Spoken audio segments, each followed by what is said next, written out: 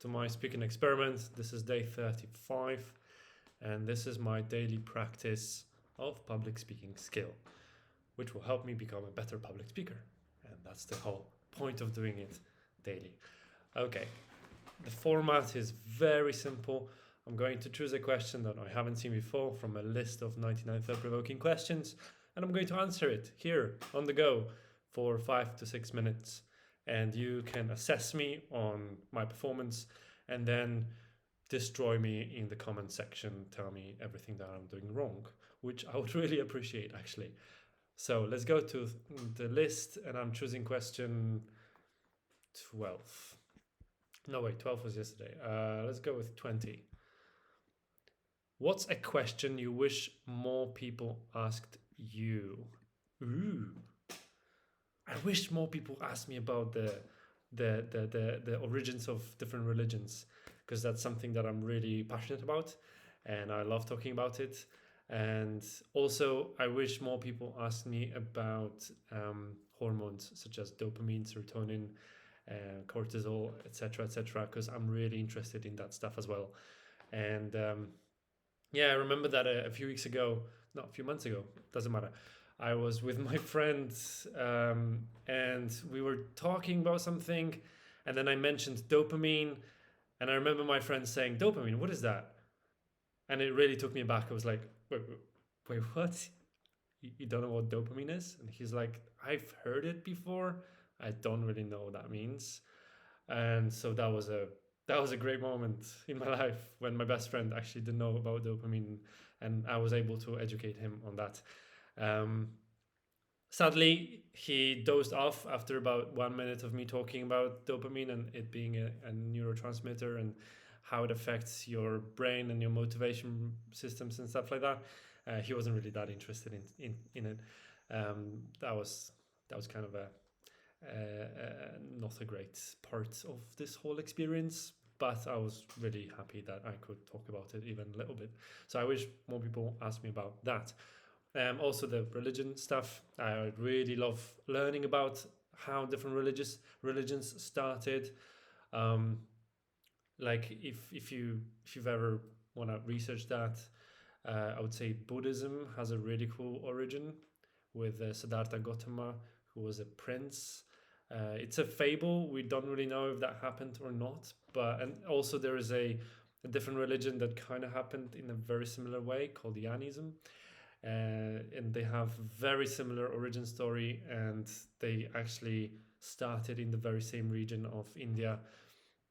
So we're not really sure how truthful the Siddhartha Gautama story is, but it's a really interesting story if you're ever interested in it.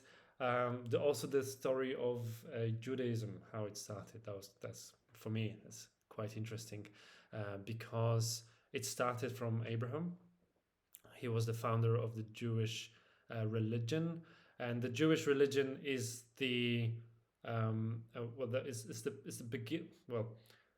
it's the older brother of Christianity, which is an older brother of Islam. So it was Judaism, then Christianity, and then Islam, and then all the different schisms that sprouted from those two religions.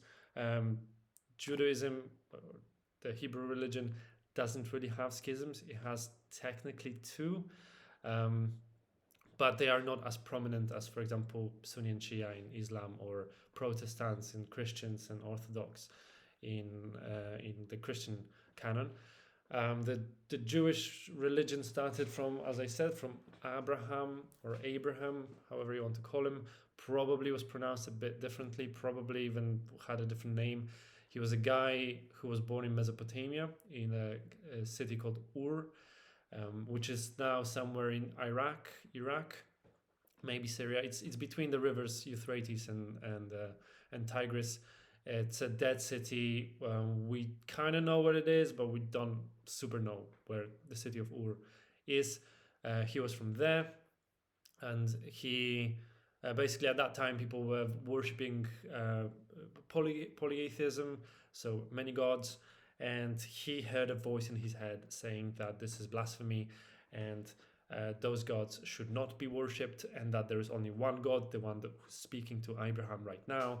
And he just started running around the streets saying that to people, and it was extra ironic because his father was a statue or a god statue maker, and this voice in Abraham's head told him that this is complete blasphemy. His father should not be making those statues, and Abraham should not be learning that trade as well.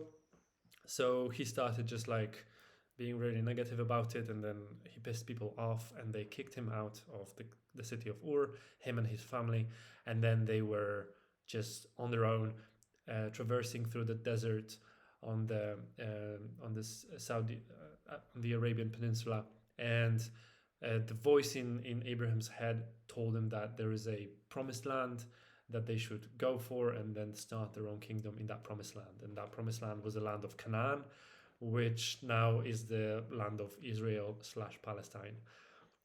So that's the story. That's, for example, why Jewish people believe that the land of Israel belongs to them, or they are entitled to it, because the canon is that from the very beginning, God, the chosen one, chose them to be the nation to settle there. By the way, in Jewish canon, or the original Jewish canon, it was never that the God that spoke to Abraham, Yahweh, was the only God. He was the true God, or the main God, but they also believe that other gods exist. But Yahweh was the most powerful God. Then it got a little bit skewed when Christianity got around. Actually, not Christianity, even the Catholic Church started pruning and getting rid of other gods,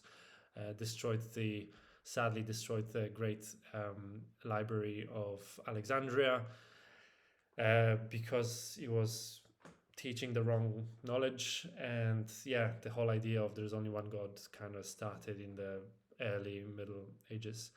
So yeah, that's the rough beginning of Judaism. Then the whole story is crazy. It's an awesome story, really. Like, wow, they should make a TV series about it for sure. So that was me. That's the two questions that I love being asked. Thank you for watching. And then if you have any feedback, please let me know in the comments. And I'll see you guys tomorrow for my summary and my feedback video of my progress so far. So that'll be interesting tomorrow. Bye.